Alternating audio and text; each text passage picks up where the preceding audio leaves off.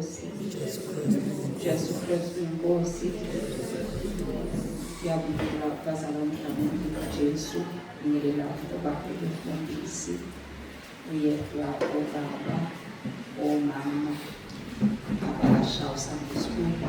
Ngiyanibingelela kwelihle igama lokufika lethu Jesu, lethu Jesu Kristu inkosi. Jesu Kristu inkosi. Sizocela sivule inkonzo yethu ngomkhuleko.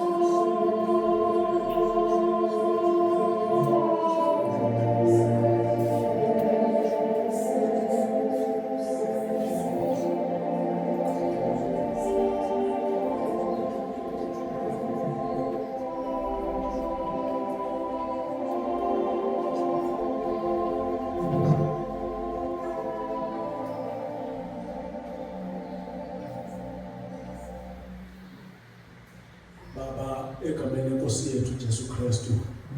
Nasekuseni uNkulunkulu onomusa siyathoba uNkulunkulu wethu ngobuso bakho. Baba wethu ongcwele, asinayo uNkulunkulu ngaphandle kwakho. uNkulunkulu wethu siyakwethemba, siyakholwa Nkosi ukuthi wena ukhona ukanye nathi. Ngiyacela uNkulunkulu onomusa ukuba wenze Nkosi lokho okufunayo namhlanje kuleli bandla. Ngiyacela ngegama likaJesu ophilayo. Ngiyakhuleka Nkosi, ngiyacela Moya Ongcwele ukuthi uhlale nathi uNkulunkulu wethu. Usibiyele Nkosi ngomlilo wasekhaya ezulwini. Usinqobele yonke umoya Nkosi engaphazamisa uNkulunkulu wami lenkonzo namhlanje. Ngiyacela ngegama likaJesu ophilayo. Yiba kanye nathi uNkulunkulu wethu. Zonke inhlelo Nkosi esizokwenzeka la uNkulunkulu wami ngiyacela usibiyele uyivikele. Unqobe yonke umoya ngegama likaJesu Kristu Nkosi yethu. Ngiyakhuleka Nkosi ukukhulekela abantwana bakho bonke Nkosi abakhona manje. Ukuba Nkosi ubambathise iqhazibulo yakho, ubavikele kukho konke okubi. Ngiqalekisa Nkosi imicabango emibi kulesi sikhathi. Ngiyacela Nkosi Jesu kuba benake wena uNkulunkulu wethu, belalele wena uNkulunkulu wethu. Ngiyacela ngegama likaJesu, ngiyayithumba Nkosi ingqondo zabo, ngiyithumbela Nkosi ukuba silalele izwi lakho. uNkulunkulu wami siphe indlebe zikamoya ukuba silizwe Nkosi izwi lakho malikhuluma. Siyacela uNkulunkulu wethu ukuthi sithobele wena Nkosi wenze umsebenzi. Siyacela uNkulunkulu wethu naba bantwana bakho Nkosi, ngiyacela ube nabo ngegama likaJesu ophilayo. Balondoloze Nkosi bagcine. Nkosi ngiyacela umshayi wensimbi ube naye uNkulunkulu wethu. Konke akwenzayo kube yilokho Nkosi okufanele. Baba wethu ongcwele, ngiyanxusa ngegama likaJesu umphathi wohlelo. Ngiyacela naye Nkosi ube naye ukuba Nkosi ashayele kahle uhlelo luhambe ngendlela efanele. Ngiyacela Nkosi Jesu ukuthi uthulise yonke umoya, uthulise zonke ivumuvumu, uthulise ngisho ukuxokozela imbala ukuba Nkosi kuthule konke, ulalele Nkosi konke okuzokwenzeka la ngegama likaJesu ophilayo. Siyabonga uNkulunkulu wethu, yiba nathi Nkosi usigcine usilondoloze ngezikhathi zonke zokuphila kwethu. uJesu Kristu inkosi. Amen.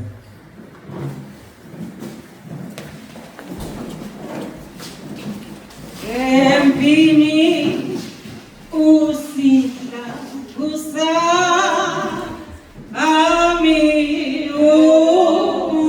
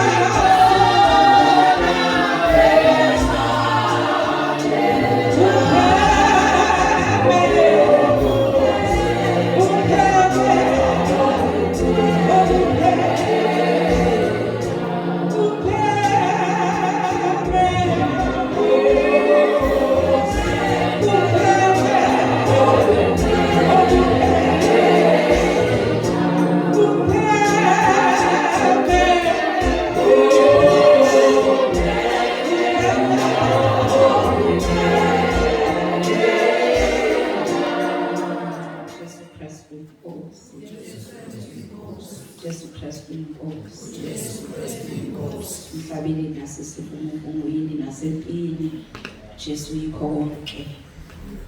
Jesu Kristu inkosi. Siyambonga ukuthi ebe yikho konke, ukho konke. Jesu Kristu inkosi.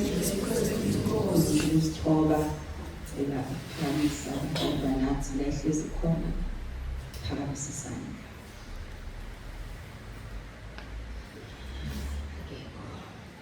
Simile nje siyakholwa kungenxa yakho Jesu. Simile nje siyakholwa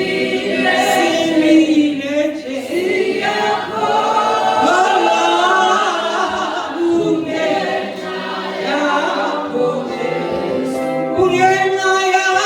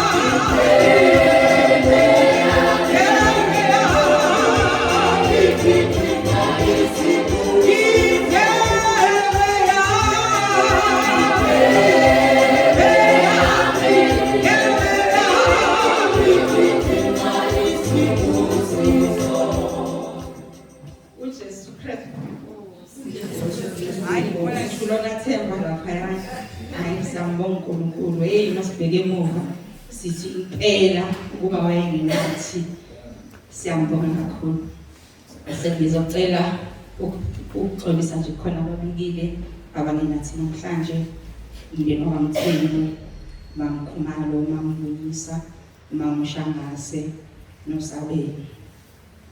Angazi ngikhona yini ichoir Sunday school, kodwa before ichoir Sunday school sinomculo noMamzakwe. Jesu Kristu Nkosi. Uthandwa nguwe Jesu, waze kwamnandi ukwazana nawe Nkosi yami. Waze kwamnandi ukuthandwa nguwe Jesu, waze kwamnandi ukwazana nawe Baba wami. Waze kwamnandi ukuthandwa nguwe Jesu, noma kwenzakalani kodwa nangu Baba wami. Uma bengihleka kodwa nangu Jesu wami, noma kwenzakalani kodwa nangu Baba wami. Waze kwamnandi ukuthandwa nguwe Jesu, waze kwamnandi ukwazana nawe Baba wami. Waze kwamnandi ukuhamba nawe Jesu, waze kwamnandi ukwazana nawe Baba wami. Uma sengikhathele mina ngibiza uJesu wami, noma kwenzakalani kodwa nangu Baba wami. Noma sengikhathele mina ngibiza uJesu wami, noma kwenzakalani kodwa nangu Baba wami. Waze kwamnandi ukuhlala nawe Jesu, waze kwamnandi ukuthandwa nguwe Baba wami. Waze kwamnandi ukuhlala nawe Jesu, waze kwamnandi ukwazana nawe Baba wami. Uma bengithuka mina ngibiza uJesu wami, noma kwenzakalani kodwa nangu Baba wami. Jesus Christ Inkosi. Wangithanda, wangithanda, wangithanda Jesu, wangithanda, wangithanda, wangithanda Jesu, wangithanda, wangithanda, wangithanda Jesu, waze wangithanda Jesu, wangithanda mina Baba wami, wangithanda Jesu, wangithanda Nkosi yami, wangithanda Jesu, waze wangithanda Jesu, wangithanda mina Baba wami, wangithanda Jesu, wangithanda Nkosi yami, wangithanda Jesu, wangithanda, wangithanda, wangithanda Jesu, wangithanda, wangithanda, wangithanda Jesu, wangithanda, wangithanda, wangithanda Jesu, wangithanda, wangithanda, wangithanda Jesu.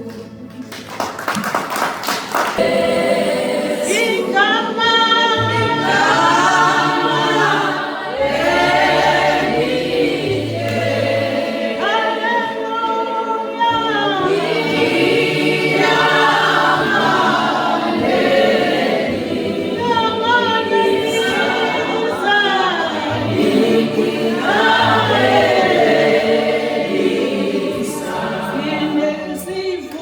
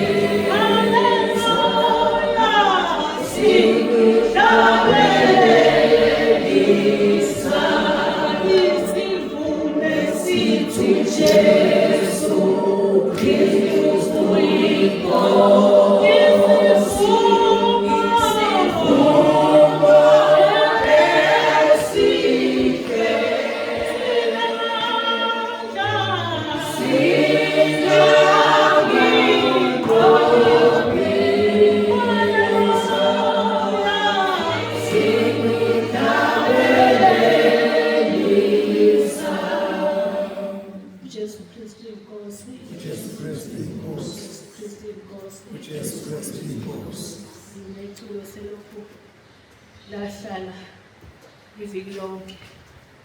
Ngiyabathe ngiyayiziba lokhu noma ngilele ebusuku lokhu lishiye. Sengithi bazalana kimi silishele sicule sonke. Kodwa kusho uzosicula nami mhlawumbe lapho engizothi khona asike kodwa balaziyo silicule. Sengiyabathe ngiyaliziba lokhu lishiye enhlizweni. Noma ngisacela uqala ngilifunde. Nithi nginekhaya laphaya. Nginothile impela. Bheka lona lihle hle sengiyalomela. Lapho ngoyibona inkosi ngakhe kanye naphakade laphaya ngophiliswa ngayo. Nginelizwe laphaya elinokuthula. Bonke abakhe khona nje banokujabula. Kade behlupheka la beyosizini manje bagcwaliswe tswi lapho ezulwini. Bonke abaya laphaya badelile ukona konke okubi phansi la uvalele khona la. Ngihlomela ikhaya lami nokukhanya kwalo. Ngokusiza inkosi qhubeke njalo. Ima nami inkosi yami ungikhanyisele.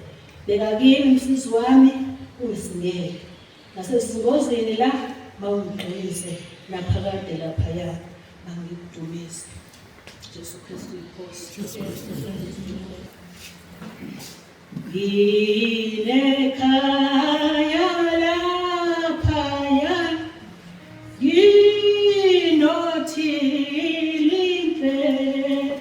Bheka lona lihle hle sengiyalomela.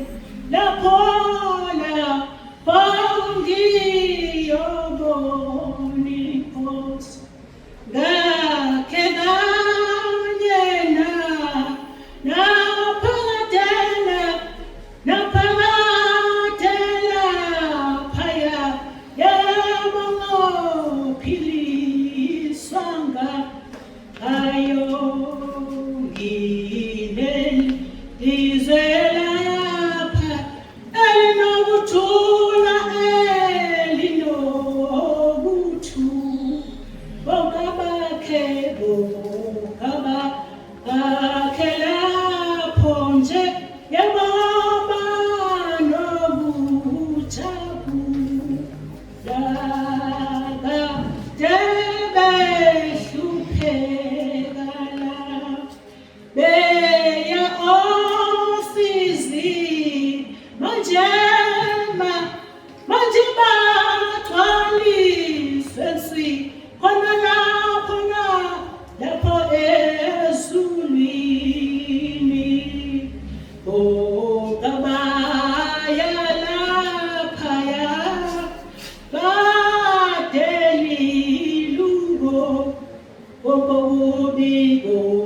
konke phansi la yena uvalele khona. Ngihlomela ikhaya lami nokukhanya kwakusizwa inkosi yami. Ngiqhubeke njalo. Yiba nami inkosi yami ungikhanyisele. Bheka kimi msizi wami mawungisingele. Ngisesengozini la mawungiqinise naphakade laphaya mangikudumise. Bazalwa eqiniselani sekuseduze la siyakhona. Lihle lokhaya linothile kakhulu. Bazalwa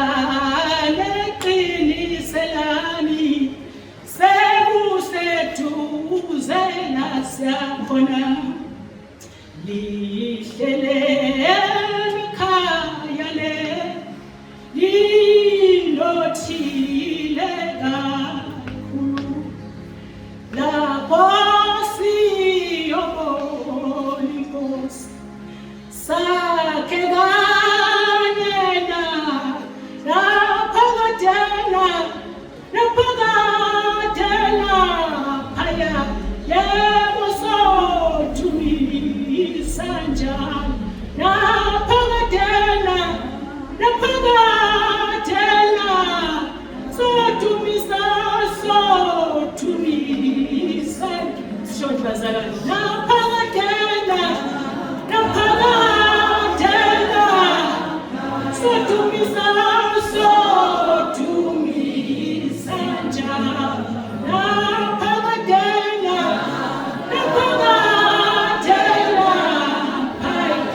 haleluya sothumisa njalo naphakadela sothumisa njalo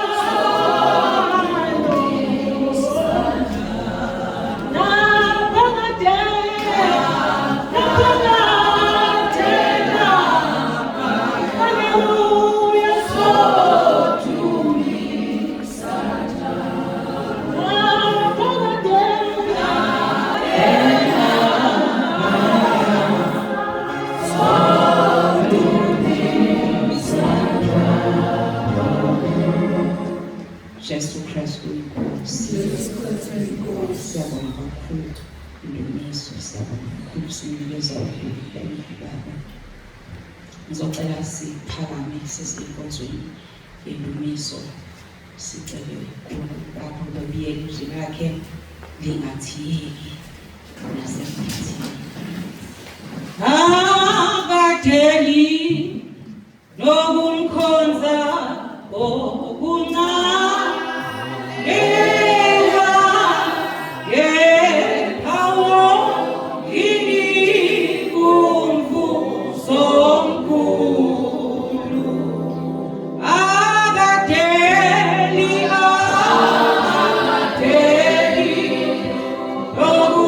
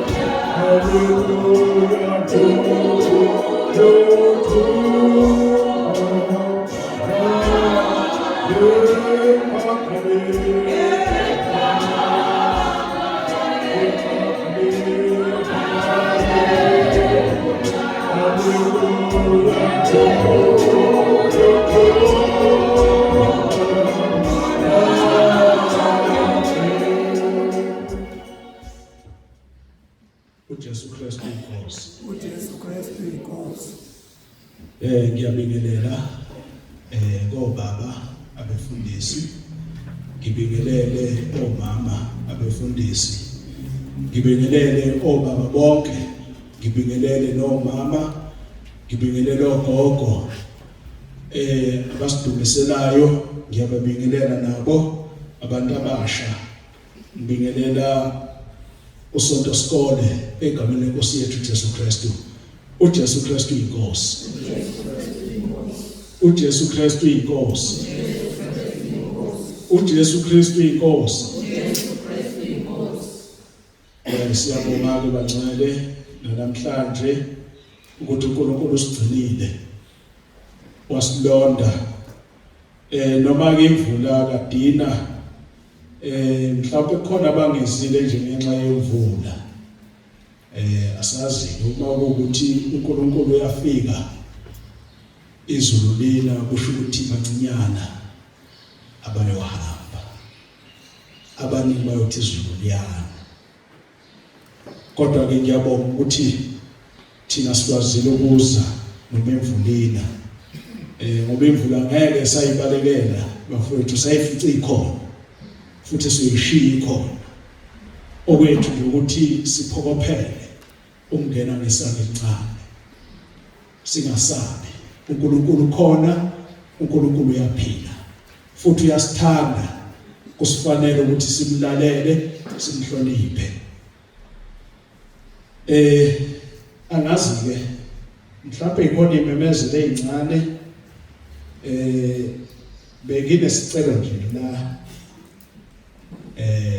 sisithuli, ukhona umbhalo obhaliwe la egroupini, ingathi khona umhlangano khona, nami ngothole nje ngothole egroupini. Benginesicelo ke sokuthi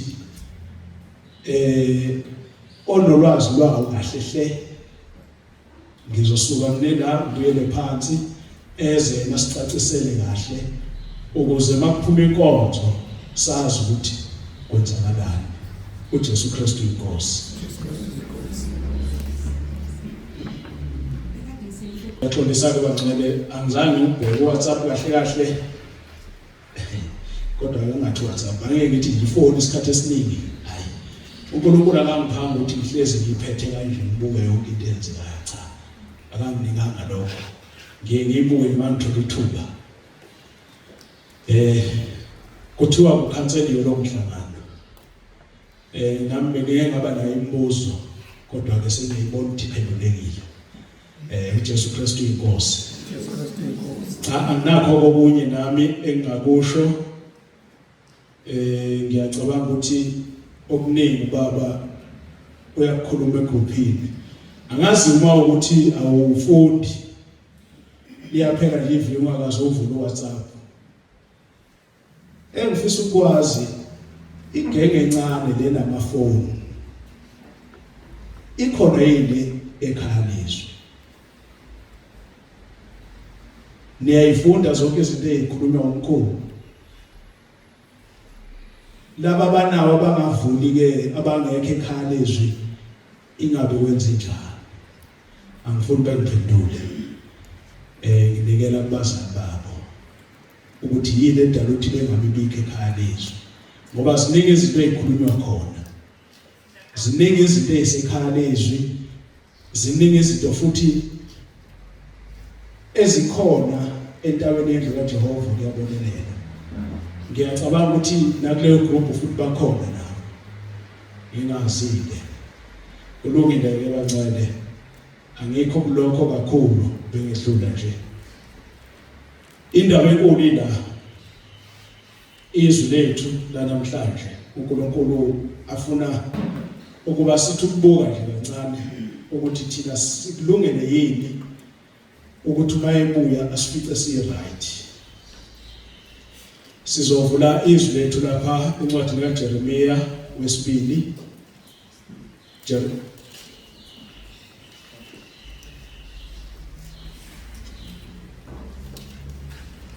Jeremiah chapter 2. So funda verse 21 no verse 22 kuphela. Ngiyakholwa sesitholile.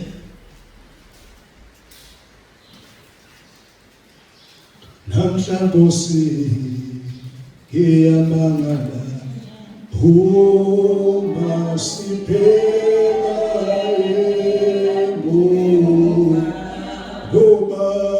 kuba wena awukenate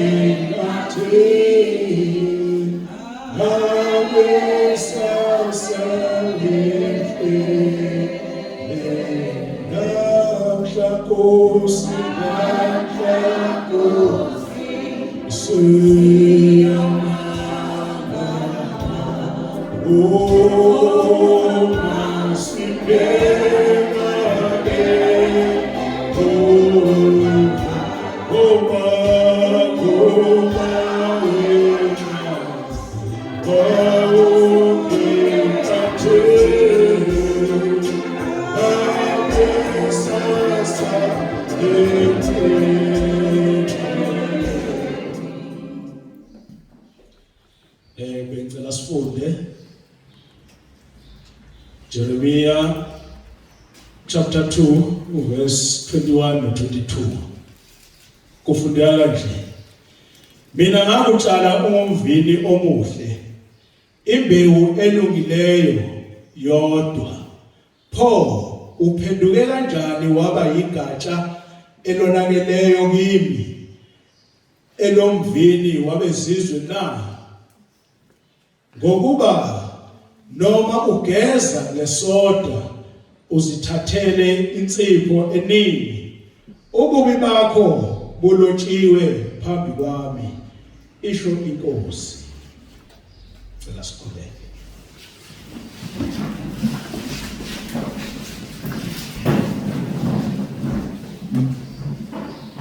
Baba, egameni leNkosi yethu Jesu Kristu waseNazaretha, uNkulunkulu ongohluleki, uNkulunkulu ongunaphakade, namanje Nkosi siyabonga.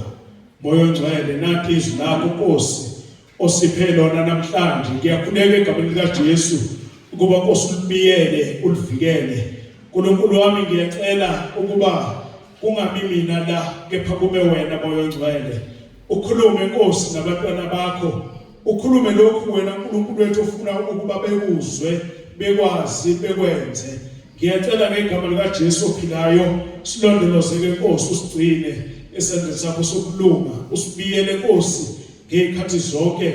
Qalekisa amandla obumnyama, qalekisa wonke umoya engaphazamisa Nkosi lelizwi, engaphazamisa Nkosi abantwana bakho besalalela. Ngiyacela ngegama likaJesu ukuthi ube nathi ngomoya wakho Ngcwele. Ngiyabonga ke uNkulunkulu wethu manje naphakade, uJesu Kristu iNkosi. Amen.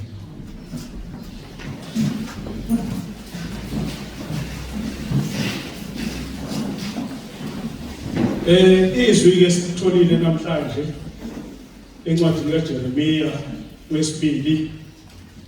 uNkulunkulu wathuma uJeremiya ukuba ahambe ukuba aye eJerusalema akhulume amazwi uJehova emthume wona. Into edala ukuthi uNkulunkulu athuma uJeremiya wayewumprofeti kaNkulunkulu, futhi uJeremiya wayelalela uNkulunkulu mangabe ekhuluma naye besenza njalo njengoba eshilo. Namanje ke abantwana bakwaIsrayeli abamlalelanga uNkulunkulu, abayenzanga into athi bayenze. Ingakho uNkulunkulu ekhulumela amazwi. Lamazwi ke ngicabanga ukuthi ayangithinta mina nawe njengomzalwane odalwe uNkulunkulu, okufanele ngabe senza kahle phambi kaNkulunkulu, futhi sihamba ngendlela efanele uNkulunkulu lena ayifunayo. Ngoba uma singenzanga kanjalo zikhona impisi, kukhona namabhubesi ahambe ebhonga afuna ukusisokozela, kodwa uma silalela sihlala kuNkulunkulu ngeke asithole. Kodwa uma singazange simlalele uNkulunkulu kakhulumile, mina ngakutshala umvini omuhle, ngakutshala umvini omuhle. Indaba lapha uyimbewu elungeleyo yodwa, pho uphenduke kanjani waba igatsha elonakeleyo kimi. La sihamba noJesu njengoba ethi yena asihlale kuye. Uma sihamba endleleni silitshalo izinto zomhlaba, ziyasingcolisa lezi zinto. Asisanamathele kuJesu, sesikhomba ukuthi sesukile kuyena. Yingakho uNkulunkulu ebuza la ethi mina ngakutshala ungumvini omuhle, usemuhle yini phambi kaNkulunkulu uhamba emhlabeni? Useyilomvini uNkulunkulu awutshalayo na?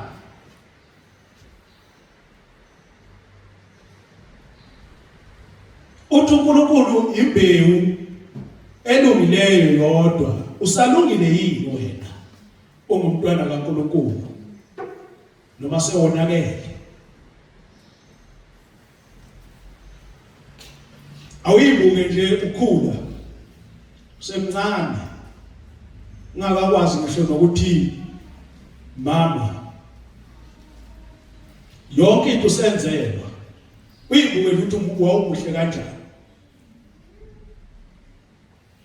wawungasho lutho, wawuthi uma ulambile ukhale, hayi ngoba ukhala ngokutetela, ingoba kwakukhona usukufuna ngaleso sikhathi. Wawumuhle mawunjalo, usukhulile manje, usukwazi ukubona ukuthi lokho akulungile, lokho kulungile. Enhlizweni yakho bangakho abantu abaxolele ababonile? Xolele bangakhi? Khona uxolisa uyawazi yini ukuthi kubaluleke kangakanani noma kuyini? Bangakho abantu abakhathazekile ngendlela owenza ngayo nangendlela okhuluma ngayo? Abanimele yini abantu ngokukhuluma kwakho? uNkulunkulu azange akudala njalo. Wakudala umuhle kabi ulungile. Mayitha kube ukuthi wenze njengalokho eshilo. Kodwa namhlanje usafuna ukulalela. Awusafuna ukuzwa. Awusenzi kahle. Izinto ozenzayo ziyamangalisa. Abantu bathi kahle kahle lo muntu uyakholwa ngempela mayenza kanje. Noma uyasikhohlisa. Asingabakhohlisini abantu bangcwele. Ngoba masikhohlisa bona, asikhohlisi bona, sikhohlisa umdali wethu osidalile. Asenzi kahle. Ekhaya la uhlala khona omakhelwane bakho bathini ngawe? Usewumvini omuhle noma usushintshile? Kungenzeka mhlawumbe siphila impilo embili uma siphambi kwabazalwane siba kahle, siyasuka kubazalwane siphenduka enye into. Asike sibe yilokhu uNkulunkulu afuna sibe khona. Bantwana bakaIsrael uNkulunkulu wabakhipha eGibhithe, wahamba nabo endleleni ngoba bathanda, efuna benze kahle izinto. Kodwa endleleni behamba bamhlubuka uNkulunkulu. Bakhumbule emuva labasuka khona. Mina nawe sisahamba kahle phambi kaNkulunkulu. Asimhlubukile nje. Izenzo zethu ithini? Ukucabanga kwethu sicabangani? Yizo zonke izinto ezikhombisa ukuthi uNkulunkulu simhlubukile.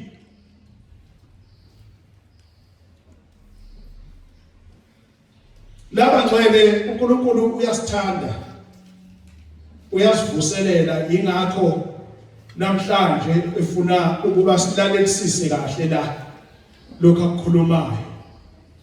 Ingoba esithanda ufuna sihambe kahle endleleni, kuthi makushaya isikhathi sokuba buye sihambe naye singasafi. Umuntu nomuntu asihlolisise ukuthi useyilo igatsha elithela ithelo, noma mhlambe sesithela ulamula wasitshala sesihlahla seaphula thina sesikhipha ulamula. Ulamula udinga ubani? Ngoba kunela ekhaya ngitshala isihlahla seaphula. Kungani bese kuvela ulamula kuleso sihlahla? Asibhekisiseni bangcwele, sibone ukuthi indlela yethu esihambayo sisahamba kahle yini. Usathokoza yini makhelwane ngami? Khona la ndlela esikuyo umakhelwane wakho seduze kwakho usathokoza ngawe, noma ulusungcono kunaye kodwa uthi umntwana kaNkulunkulu? Awusamfisela okuhle, sewufisa okubi ukuthi kwenzeke kuyena, kodwa umntwana kaNkulunkulu. Asishiyeni izinto ezinjalo, ngeke zisise ndawo. Zosenza ukuthi singafiki indawo. Zosenza ukuthi uNkulunkulu adede kithi. Kuzoba nzima kakhulu mayisuka uNkulunkulu phambi kwethu. Kuzoba nzima kakhulu, azoqhamuka amabhubesi asisobozele bese besikhomba bethi uyakholwa njalo lo umbone nje. Ukukholwa abazalwane akulona icala. Ukukholwa kuhle futhi kuyaphileka ngaphansi kokukholwa. uma nje umethemba uNkulunkulu kuzo zonke izinto obhekana nazo wethemba uNkulunkulu uhambe naye endleleni ngeke unganqobi yebo kunzima kodwa ngeke unganqobi uma uhamba noNkulunkulu ngoba ubunzima bonke yena uyakwazi ukuthwala wena bese kubalula kuwena. Uthi ke lapha ku-22 ngokuba noma ugeza ngesoda isoda insipho kazalwane, insipho othi uma ugeze ngayo kusuke konke ukungcola. Kodwa manje uma wenze isono noma ungahambanga kahle phambi kaNkulunkulu bese ucabanga ukuthi uzoyithathela isoda ugeze ngayo,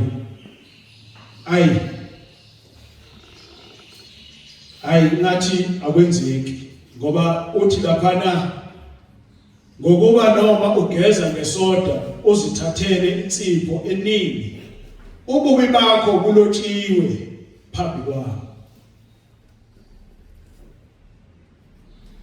Kusho ukuthi akukho ukuzithethelela, bulotshiwe ububi bakho.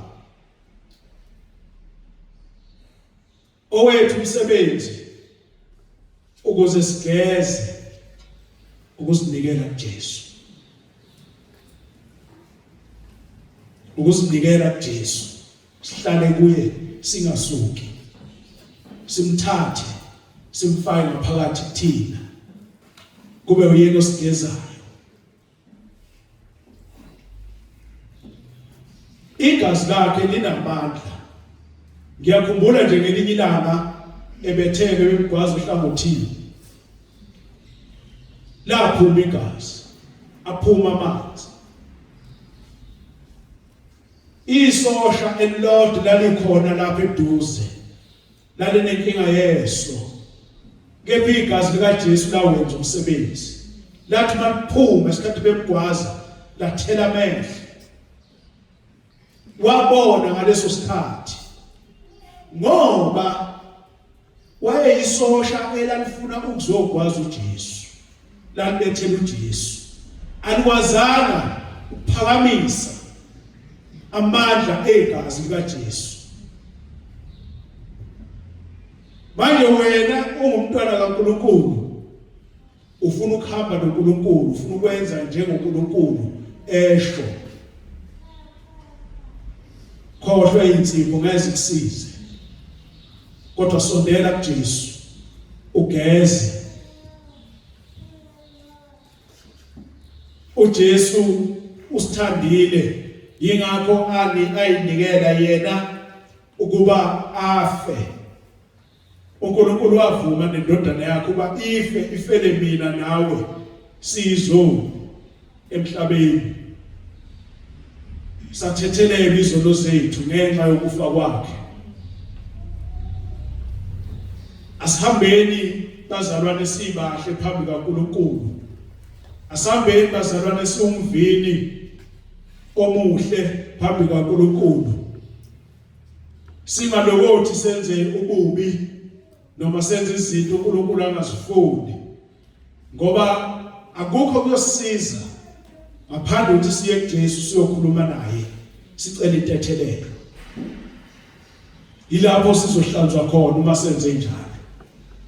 Kodwa masicabanga ukuthi thina sizohamba siyogeza, cha, singabalingisa abantu basezweni.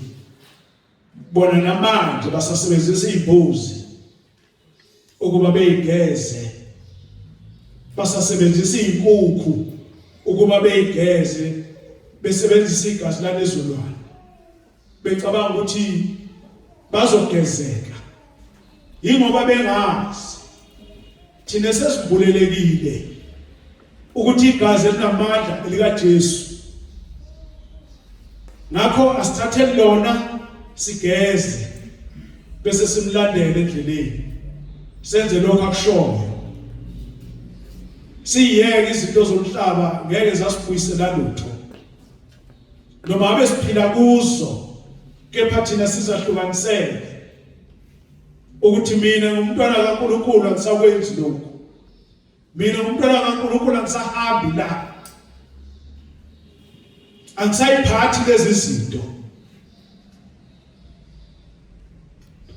Bazalwane, siqaphelisise izingane zethu zingathunywa abantu bezwe beyithuma izinto zezwe. Ingane uyayithola bayithumile iphethe ibhodlela kaBhiya, ingane yomzalwane njalo, iphethe iluzi kaGwayi, ingane yomzalwane njalo. Siqaphelisise bangcwele, singavumeli izingane zethu zibe njalo, noma sikhulume nazo siyitshele zingavumi umuntu eyithuma izinto ezifana lezo, ngoba kusasa kuzothiwa le ngane eyithunywe ubabwayo yothenga ugwayi. Ngoba vele mangingekho la ngisekhaya ngaziwa umndeni wami kuphela ukuthi ngenzani, ngiphila kanjani.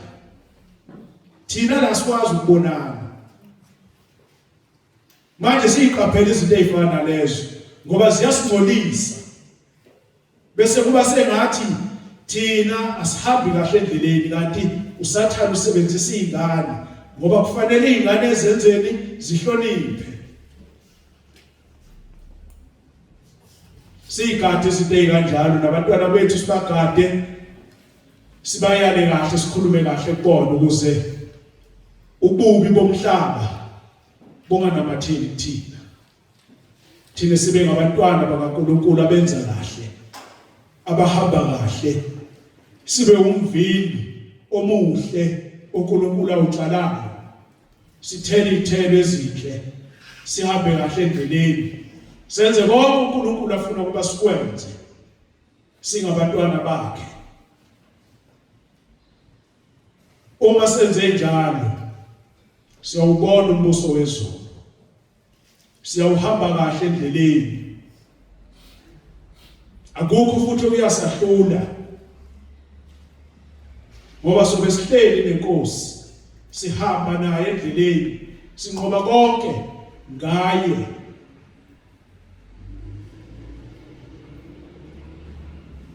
Ungampontshane kade ngicula iculo elimnandi kabi, ngiqala ukulizwa ngalijabulela leculo, ngathi ulazi laculeka kamnandi leli culo. Leli gama elithi uJesu Kristu inkosi kuyisivumo esihle ekufanele ngawo wonke umuntu siyamenelisa, simnandi. Mina-ke ngiyasifakazela, siyangqobela bazalwane, lesi sivumo siyangqobela nje. Yonke into engibhekana nayo, yonke into engibhekana nayo siyangqobela. Nawe ngiyakukhuthaza ukuthi ungasabi, sikhulume kakhulukazi kulabo basezweni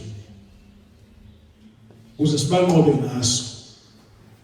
Laba basezweni sibanqobeni ngaleso sivumo. Singesabi ukuthi uJesu Kristu inkosi, uJesu Kristu inkosi, uJesu Kristu inkosi, uJesu Kristu inkosi.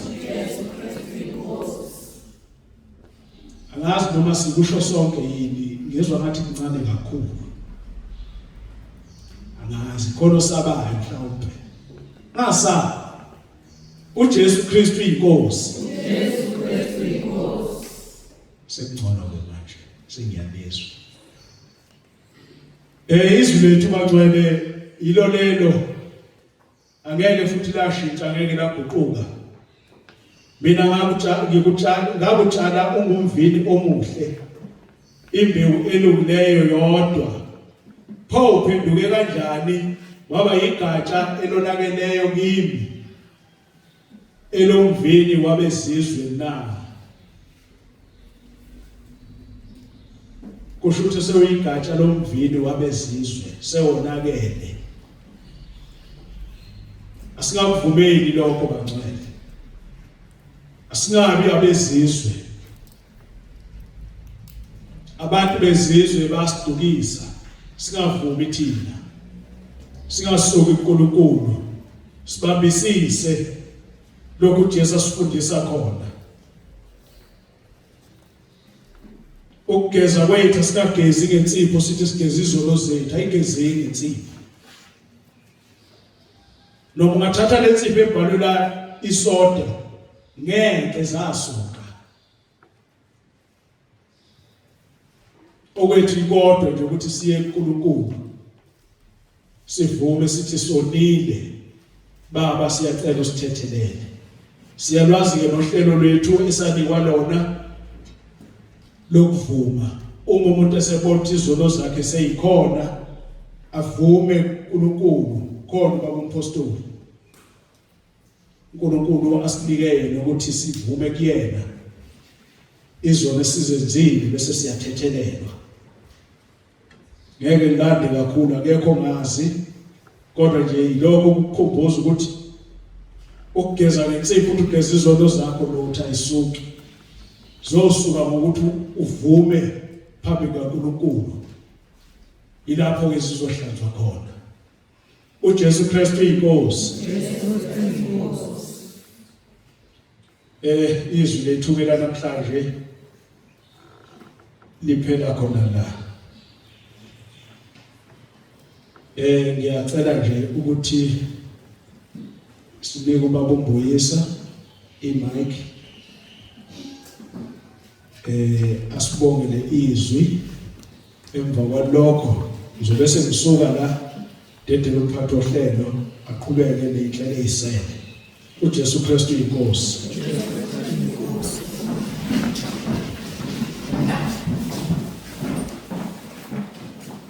Baba wethu sesibini senkosi Jesu Kristu waseNazaretha.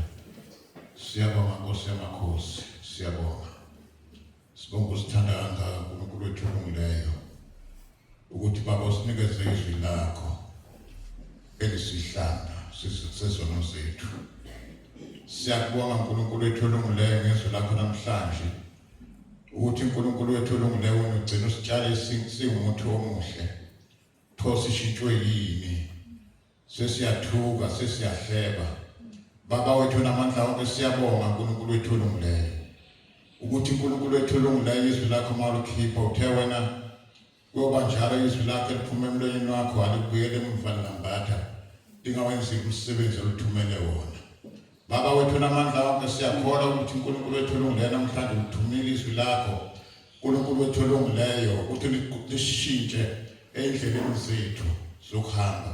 Siyabonga ke baba wethu namandla wonke sibonga ukuthi ukhulume kanje ngenceku yakho. Baba wethu namandla wonke sinikeza udumo akekho njengawe uJesu Kristu inkosi. Amen.